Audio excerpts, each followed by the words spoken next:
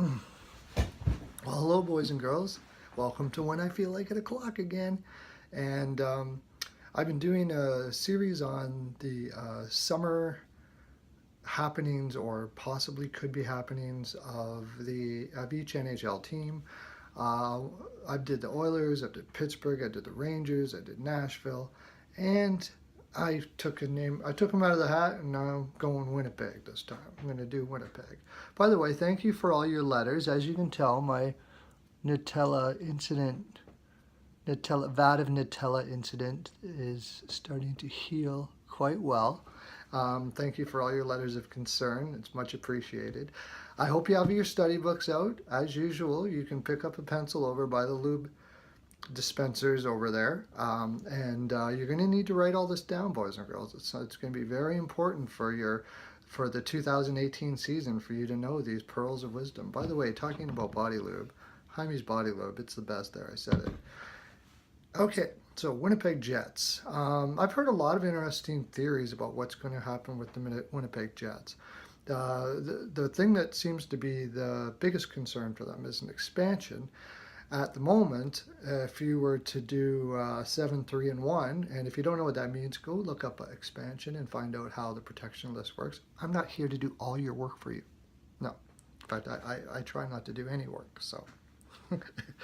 But yeah, if they go the 7-3-1 route, the Tyler Myers would be left out. If they go the 8 skater and 1 goaltender route, you would have you'd have to leave off guys like Lowry, Dano, either Kopp or Armia. Personally, I would keep Armia, but a lot of people say Kopp. I would go Armia myself.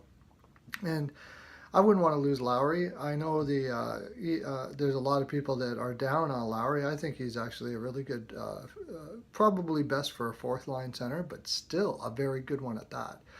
Not a guy I'd really want to lose. So what would I do in this situation?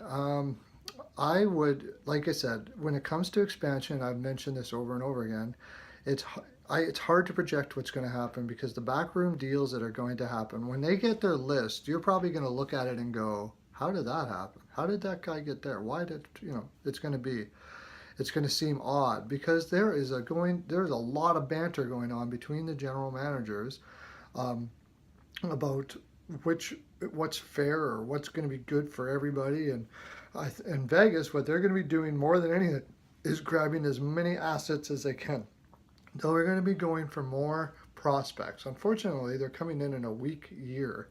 They're going to be looking for draft picks more next year if they can get it. And which brings me to what I think Winnipeg should do.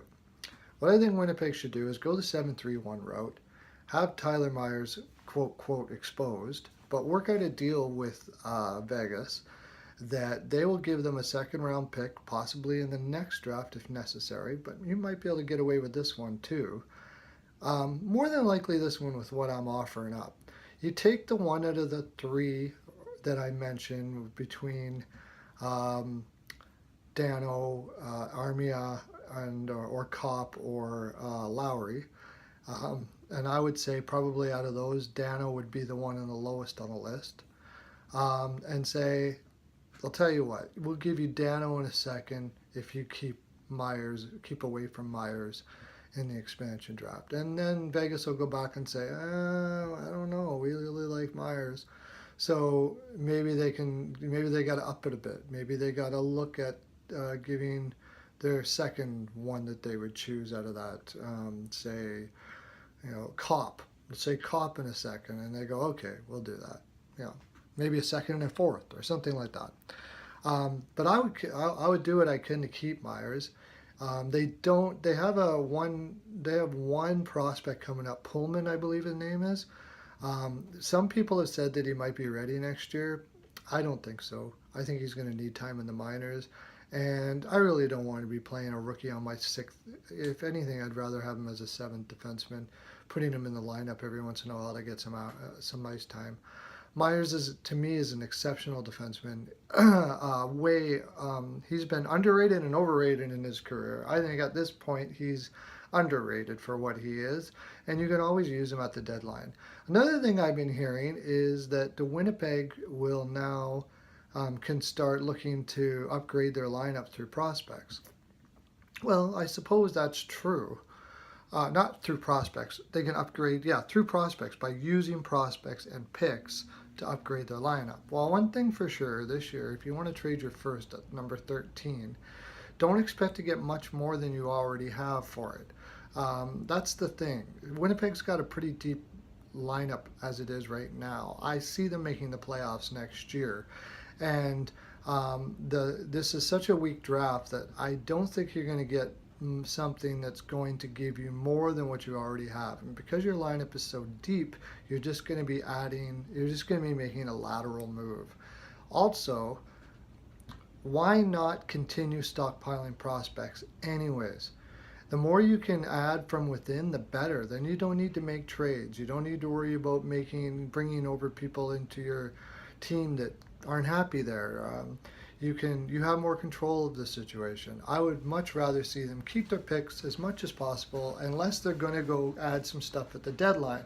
And that's another reason why I'd like them to keep their picks, because and I know I just kind of contradicted myself by giving up picks to keep Myers, but you're keeping a guy you know is happy being in your team, and in Winnipeg, I'm sorry, that's huge. Then it's worth it. There's times when it's worth it. Not to mention, do you really want to worry about a rebuild? When you got the chance now and you're good and you're going to be really good, keep on stockpiling those prospects so you can be good for a long time. I think it's an excellent idea.